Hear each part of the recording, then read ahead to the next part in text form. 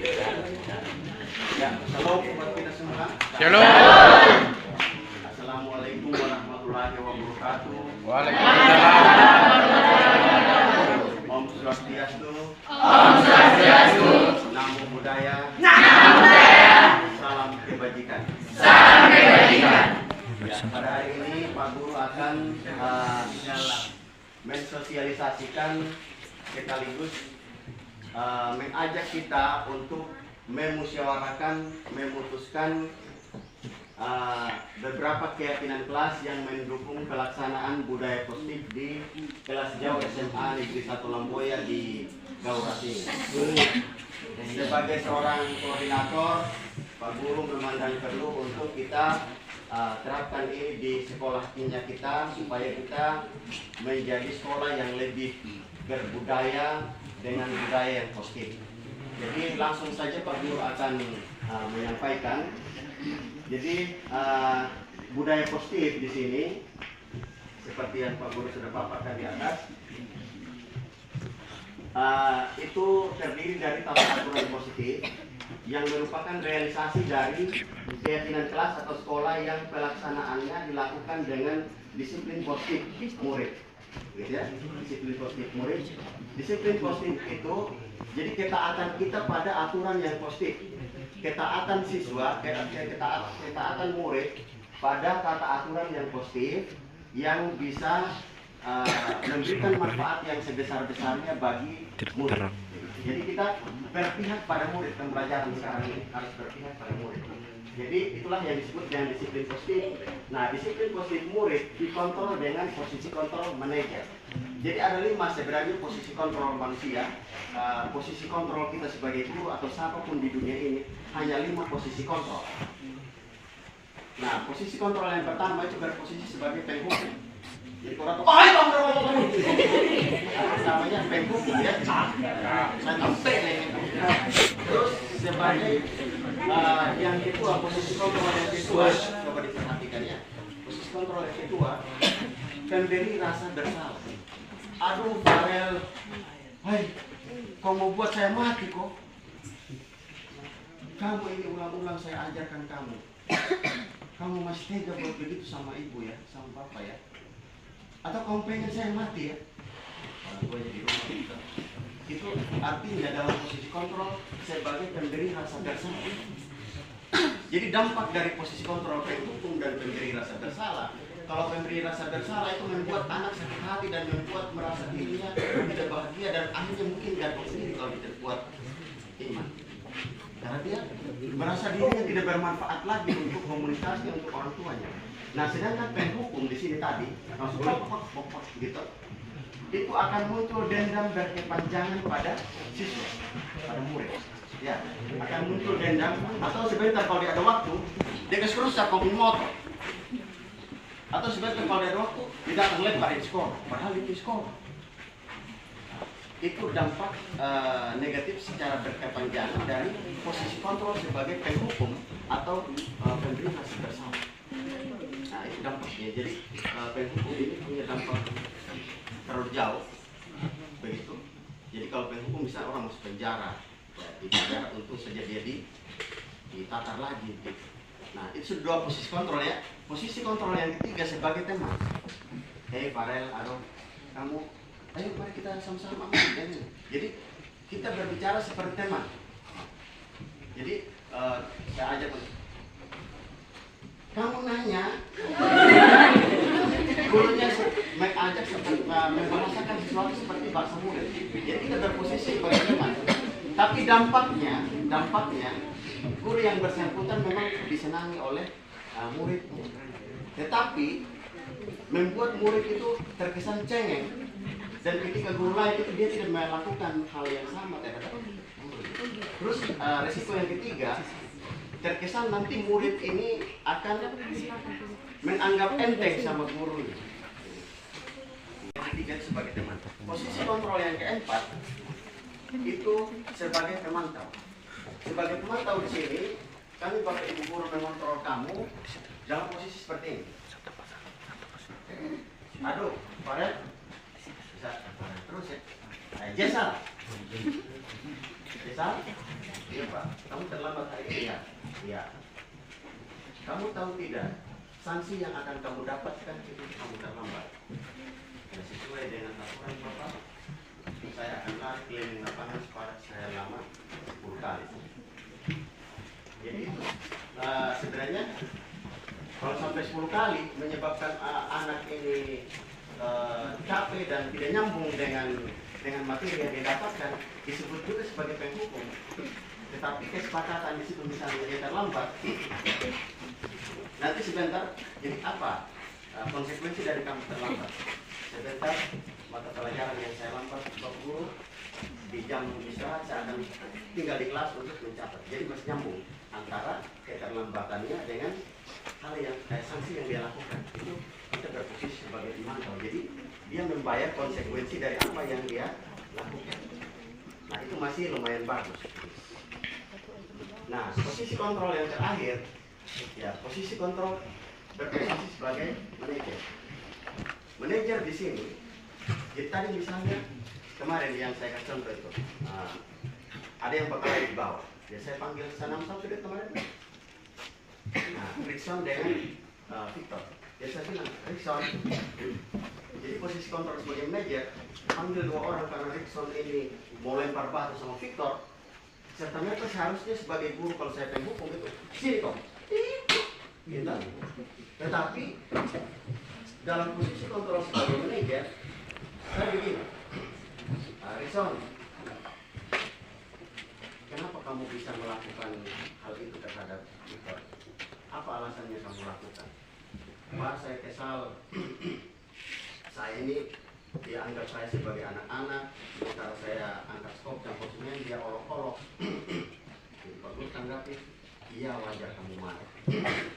Jadi tahap pertama pengen balian identitas. Wajar kamu marah. Kalau Pak Guru juga pasti marah. Dan saya juga karena marah seperti itu.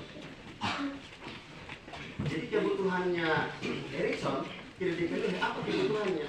Kita harus tahu lagi 5 kebutuhan dasar manusia. Kebutuhan merasa dihargai atau dihormati, itulah yang diambil alih oleh Victor. Makanya Erikson marah. Jadi setiap orang itu pengen dihargai, butuh untuk dihormati, butuh dihargai. Tapi karena Victor mengambil alih kebutuhannya, makanya Erikson marah dan melempar batu. Wajar normal. Jadi mengembalikan identitas, terus validasi tindakan yang sama. Jadi wajar kamu berbuat seperti itu. Beruntung saja kamu tidak sampai melempar Victor tadi dan kepalanya pojok. Jadi validasi rasa bersalah. Nah, jadi kalau begitu, kalau tadi kamu lempar Victor, apakah kamu menganggap itu baik sesuai dengan keyakinan kelasnya kita ini menceritakan waktu keyakinan kelas? Dan itu dia bilang tidak baik. Berarti tindakan yang dia harus ambil apa? Apa yang kamu harus lakukan? Dia saya mau bersedia untuk berdamai dan memohon maaf sama Victor Pak. Jadi siswa diarahkan untuk mendapatkan solusi dari masalah yang dia hadapi. Terus dari segi Victor, kira-kira apa alasannya dia menggelitik, dia tertawa? Victor ini dia mau memenuhi kebutuhannya. Kebutuhan apa? Kebutuhan kesenangannya. Dia karena pengen diterima kesenangan dan diterima. Jadi dengan tertawa begitu Victor ya seperti supaya kalau dia punya cewek yang dia naksir itu lihat supaya dia senang sama saya. Keinginan diterima dan kesenangannya.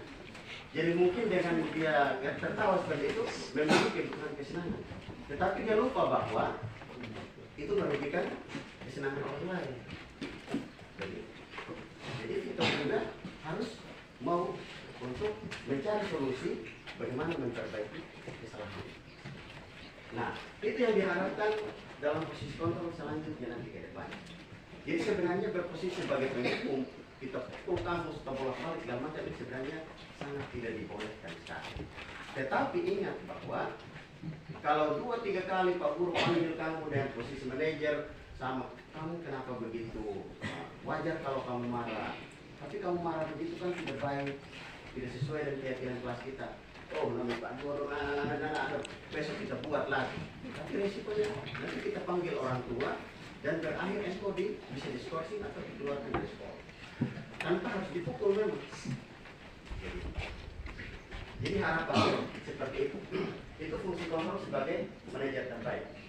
Harus yang dilakukan dan memahami motivasi belajarnya, kebutuhan murid, pengaruh hukum dan penghargaan. Nah, tadi saya sudah singgung tentang kebutuhan siswa. Jadi kebutuhan murid itu ada 5 atau kebutuhan manusia itu, yaitu yang pertama kebutuhan bertahan hidup, yang kedua kebutuhan rasa ingin diterima oleh kelompoknya, yang ketiga kebutuhan penguasaan mau berkuasa, yang ketiga kebutuhan kebebasan, terus kebutuhan ingin dicintai. Woi,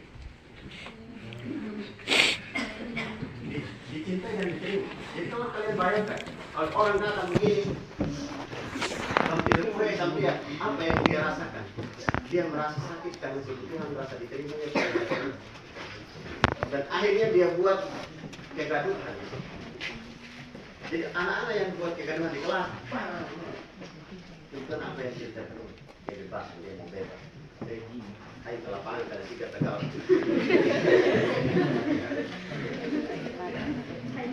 Ya seperti itu kira-kira ya. Jadi kita mengontrol kamu, yang kita kontrol adalah pelaksanaan tata tertib sekolah atau tata aturan positif. Nah, tata aturan positif itu lahir dari keyakinan kelas. Nah, ini ada beberapa contoh keyakinan kelas yang Pak Guru tampilkan di depan. Jadi kalian bisa menambahkan atau mengurangi dari apa yang ada. Minimal setiap kelas nanti wajib menempelkan poster-poster ini di setiap sudut kelas, sehingga menjadi tolak ukur atau pedoman perilaku yang dilakukan sehari-hari. Jadi keyakinan kelas ini, setiap warga kelas perlu belajar. Jadi kita kalau perlu belajar, orang kalau belajar perlu diganti. Terus perlu senang. Jadi senang pada saat apa? Bukan senang cara pembelajaran berlangsung. Kok buat haleluya. Bisa juga. Karena senang orang belajar, ya kan? Terus menjalankan tugas. Jadi tugas apapun yang diberikan oleh Pak Guru, kalian harus menjalankan. Kenapa tugas itu penting? Karena sangat bermanfaat. Jadi apa bedanya keyakinan kelas dengan aturan kelas? Keyakinan kelas itu seperti ini. Seorang kalau berkendara sepeda motor wajib menggunakan helm. Itu keyakinan, termasuk keyakinan. Kenapa keyakinan? Karena ketika kau tidak pakai helm, engkau terantuk, jatuh, kepala bisa pecah. Jadi keyakinan kelas itu sesuatu yang kita yakini.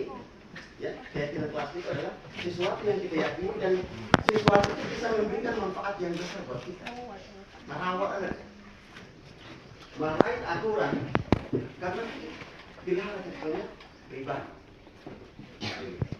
Sehingga kita sebut sebagai keyakinan kelas. Dan kalau tidak dilaksanakan akan merugikan diri kita sendiri. Dan upaya pembelajaran sekarang ini harus berpihak pada siswa, menghamba pada siswa. Jadi kita seperti petani yang menyiram, memberi pupuk tanaman.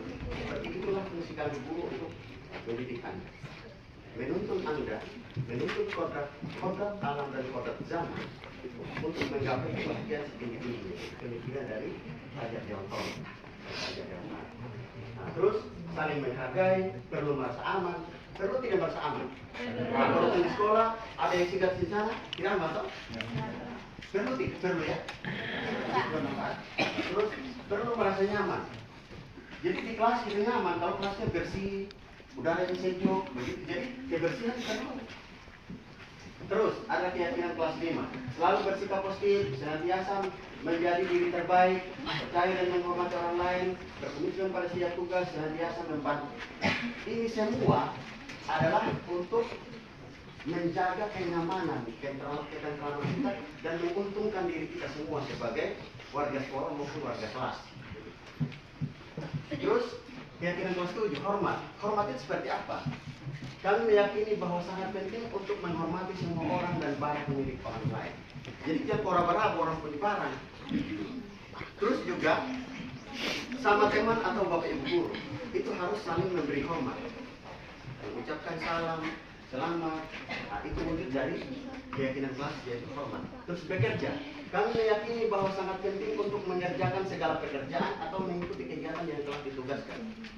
Kenapa kita harus kerjakan? Karena pekerjaan itu sangat bermanfaat buat diri kita. Saya pilih kerja WC. WC kalau tidak ada, kita bisa harus lari ke rumah sana. Kalau ini bersih semua padang, orang bakar padang, kopi di sana orang lihat. Bisa jadi, bisa masuk di dalam. Jadi semua pekerjaan itu ada manfaat. Terus diterima dan dimiliki. Kami meyakini bahwa sangat penting untuk merasa diterima pada satu kelompok atau saling peduli antara satu dan yang lain. Jadi kita itu berusaha untuk tidak saling cuek, harus saling menerima. Jangan pilih-pilih teman. Nah, bagaimana ini semua dilaksanakan? Lebih jelasnya di sini. Hormat itu seperti apa yang engkau harus lakukan. Hormat itu datang tepat waktu, menyapa teman dan guru setiap hari. Itu hormat. Kalau kau tidak datang di tempat waktu, berarti kau tidak menghargai aturan. Kau tidak hormat pada tertib dan pendidikan dirimu sendiri juga.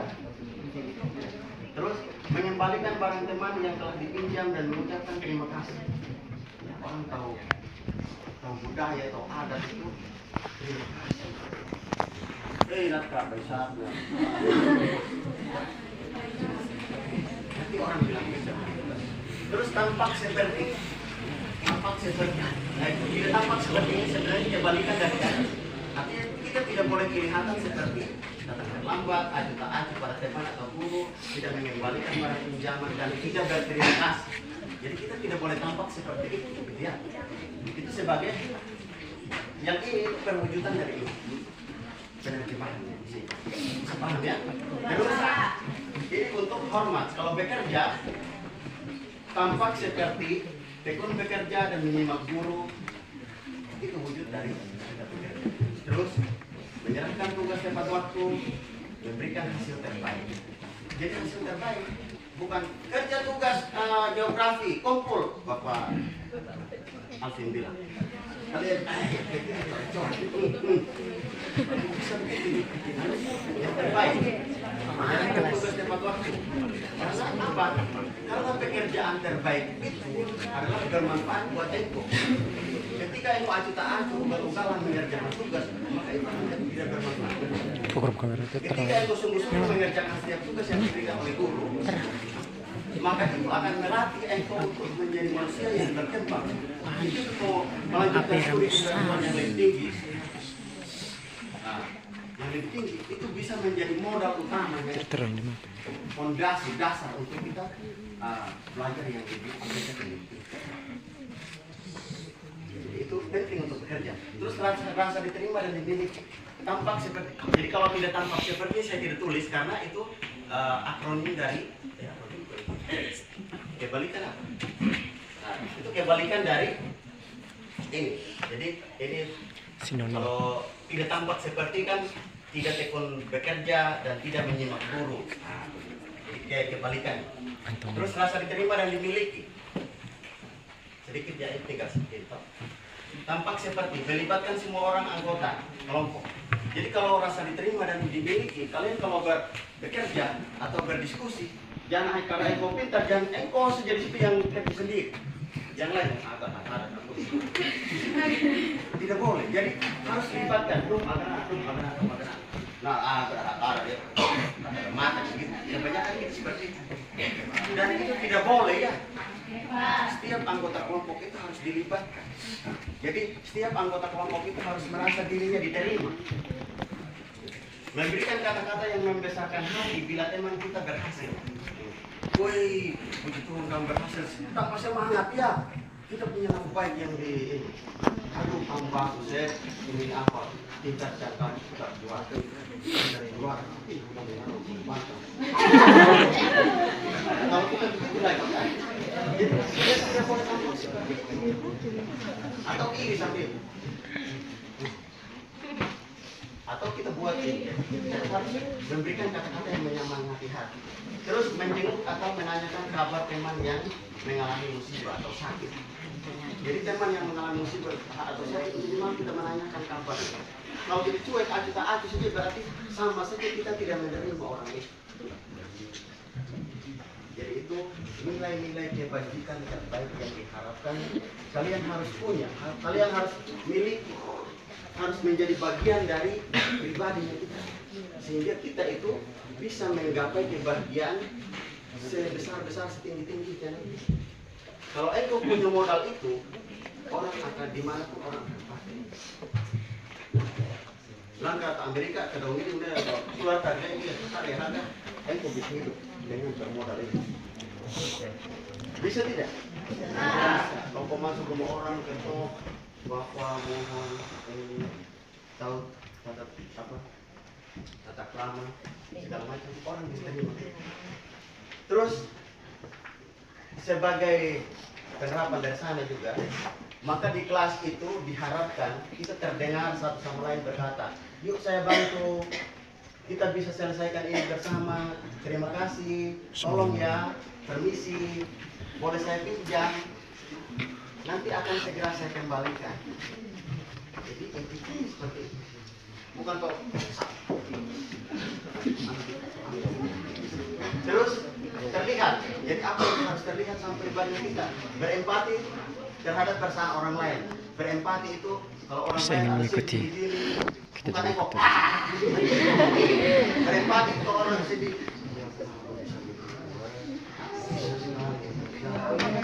Berempati toh? Atau kita bisa melakukan sesuatu. Bukan kita melakukan musik.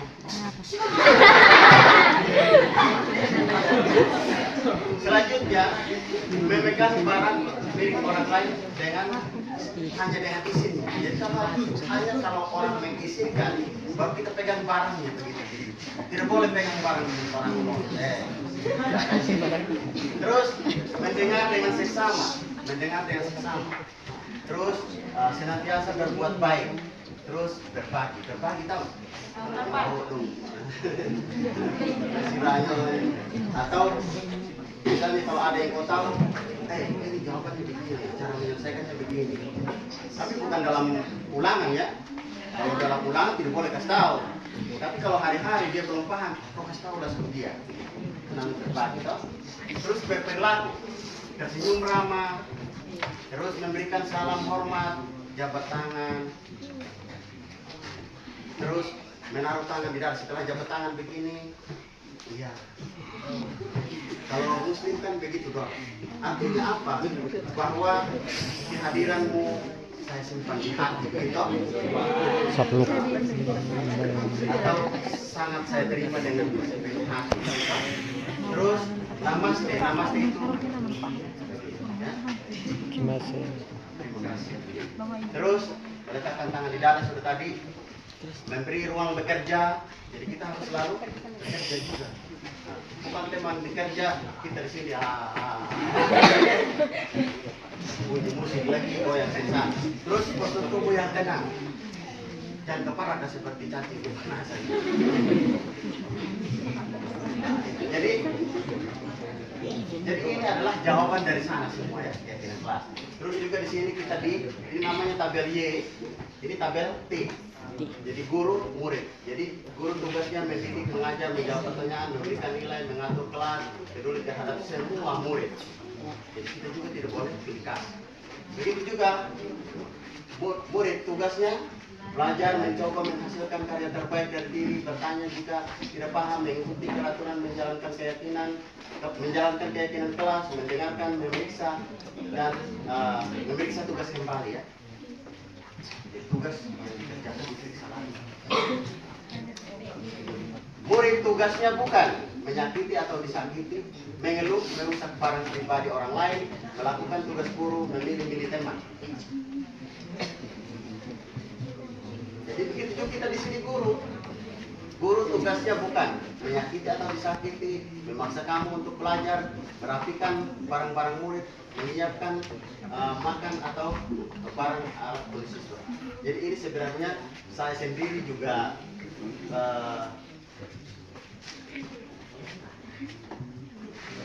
kontroversi dan ini ya. Jadi kita sebenarnya tidak boleh memaksa kamu untuk belajar. Maksudnya dalam konteks begini, Misalnya ini kemampuannya kurang, saya paksa dia harus pintar sama dengan Onggi. Dia bisa. Jadi hal-hal seperti itu. Jadi setiap murid ini dia seperti berbeda kemampuannya secara kodrat alamnya. Ada yang kemampuannya terbatas, ada yang sedang, ada yang tinggi. Jadi gaya belajarnya kita harus adaptasi begitu. Makanya guru ada ini supaya kita saling bisa memberikan pendapat terkait dengan tata aturan yang sudah disampaikan tadi. Kira-kira apa? Makanya kita di pendidikan guru penggerak juga ini kita kontroversi dengan posisi ini. Banyak kita tidak bisa di Indonesia Timur. Anak-anak kalau tidak dipukul tidak bisa. Kita dikeras ini. Jadi harus dihukum orang. Kalau tidak, orang main-main sama kita. Tapi dampaknya tadi yang saya sebutkan. Tetapi dengan kita menerapkan posisi sebagai manajer, ya bukan berarti kami juga guru tidak bisa marah. Kami manusia biasa yang perlu dengan keterbatasan. Tetapi dari 5 posisi kontrol ini, ya sedikit demi sedikit. Jadi kalau kami misalnya kamu ini, ya itu kan ada bahasan guyon juga. Jadi kalau kamu punya ini bisa juga orang bisa anggap ini kan hukum, tetapi ini kan apa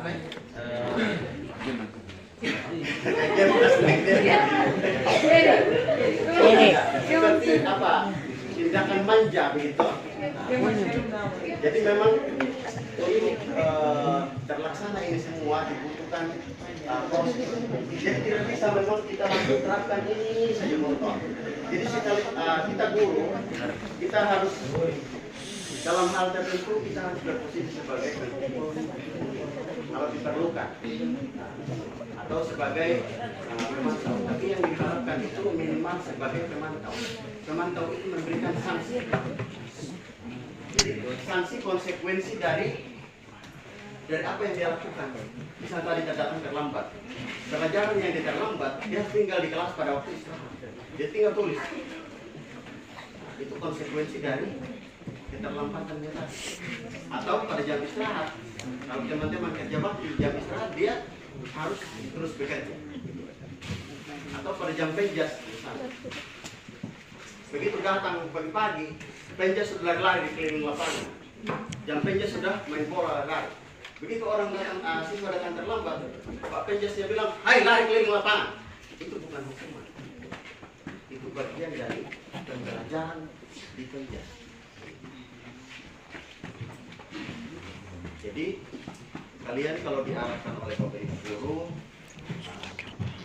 entah dalam posisi kontrol, 5 kontrol yang seperti apa, ketahuilah itu bahwa itu adalah untuk membuat engkau menjadi manusia seutuhnya, membuat engkau nyaman.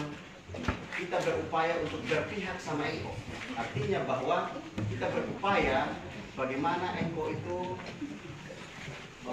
bisa mendapatkan kebahagiaan terbaik. Engkau menyadari tindakan kesalahan. Jadi tidak lebih dari itu ya. Ya mungkin itu saja yang saya paparkan. Jadi mungkin ada lagi dari siswa dulu. Dari siswa kira-kira ada yang harus ditambahkan dari tata aturan keyakinan kelas yang boleh ditampilkan di depan ini. Misalnya ada yang harus ditambahkan Pak Guru. Saya di sekolah itu saya perlu bawa musik, saya harus dengar musik. Jadi kan bagian dari kesenangan. Tapi kalau musik itu mengganggu yang lain, kan bisa juga. Bisa ditambahkan. Kalau itu dipandang perlu. Ada yang ditambahkan? Terus tidak ada ya. Berarti ini nanti di setiap kelas dalam karton itu kita harus selalu taruh di dinding untuk menjadi pemberi arah buat kita, memberi arah perilaku tindakan kita. Ya. Jadi sekarang itu bukan zamannya orang itu bisa huru hara, bisa ini orang berhasil tidak. orang yang bisa taat pada aturan positif lah, yang bisa melaksanakan disiplin positif lah, itulah orang yang bisa dipanggil. Yang kalau mau diangkat jadi kepala desa, jadi kepala seksi, kepala apa sana, bukan orang berusaha yang dipasang, tapi orang yang patuh dan taat, orang yang terbiasa disiplin. Itu yang kepala desa bisa pakai. Orang yang kooperatif itu mau diajak kompromi begitu kooperatif. Kalau kepala desa bilang begini, jak kali mana kau badangan tuh?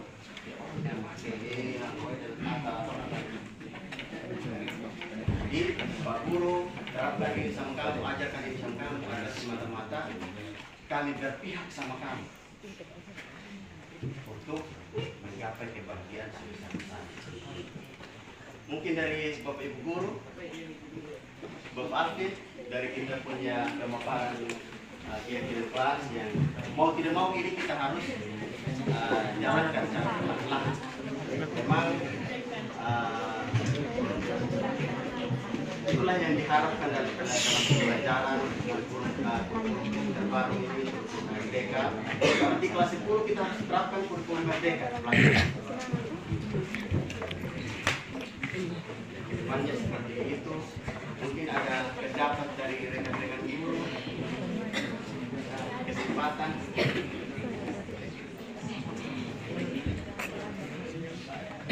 Yang kita kontroversi. Jadi kalau macam tugas guru tadi, tugas guru bukan menyakiti atau disakiti. Menyakiti ini dalam hal apa dulu ya? Kembali saya bilang, kalau kamu merasa disakiti, tidak terlalu pikirkan kembali, apakah kamu disakiti? Tujuannya adalah mencelakai itu. oh nanti kirim Kalau pakai itu tujuannya adalah memperbaiki mental kita harus berterima kasih ya. Jadi mungkin Bapak Ibu Guru kita berpendapat bahwa dia harus dengan jalan seperti itu, kok bisa berubah perilaku. Jadi bukan itu harus balik membenci Bapak Ibu Gurumu atau apa, tetapi kok itu harus belajar untuk tabah dan berefleksi, memikir apa, menyadari, berpikir ulang. Oh, bukan itu supaya saya ini bisa berubah kebiasaan. Jadi kalau saya tidak menguntungkan buat saya. Jadi kalau kita sadari begitu sebagai murid, maka tidak serta-merta coping lapor di orang tua, bawa masalah dari guru, atau banyak yang lain yang dilakukan. Ya. ya Pak, bisa Pak. Guru ini sedikit, kalian boleh ini. Oh itu kan bilang begitu, baru begini lagi. Bilangnya begini, baru ini sampai. Jadi tidak boleh serta-merta seperti itu ya. Harus dipahami, harus dimaknai, harus diresapi. Kalau itu sebenarnya tujuannya untuk mengarahkan sikap mental. Jadi kalau kita membuat kekacauan atau mengadu domba, padahal Bapak Guru tidak bilang kok jadi orang tua sana, dia bilang begini jam saya. Datang sudah ini muncullah ketidakstabilan dalam lingkungan belajar kita dan masyarakat kita. Kalau ujung-ujungnya kau punya orang tua dan Bapak Guru berkelahi salah satu itu sakit, lapor di polisi, salah satu masuk penjara, apa yuk ketawa saja? Tidak tahu? Pikirkanlah dulu. Kalau memang kita kami juga berlebihan ya, kami juga tidak bisa secara pribadi tidak bisa kita tolerir, tidak bisa kita setuju juga, tidak setuju juga. Nanti kalau ancar batas seperti yang Bapak Guru sampaikan waktu pos baru, jangan itu dibesar-besarkan. Pahami bahwa itu adalah bagian dari penuntutan kodrat, penuntunan ya. Pendidikan menurut Hajar Dewantoro itu adalah menuntun kodrat murid untuk menggapai kebahagiaan sendiri. Gitu ya? Ya Pak. Jadi kami ini mencoba bagaimana setiap murid itu mendapatkan kenyamanan, mendapatkan pengetahuan. Karena bayar uang sekolah sama-sama, toh? Mungkin itu saja yang saya sampaikan. Mungkin ada dari Bapak Ibu. Tidak ada Pak. Kalau tidak ada, mungkin mungkin saya tutup juga. Tepuk tangan. Terima kasih. Shalom. Shalom. Shalom.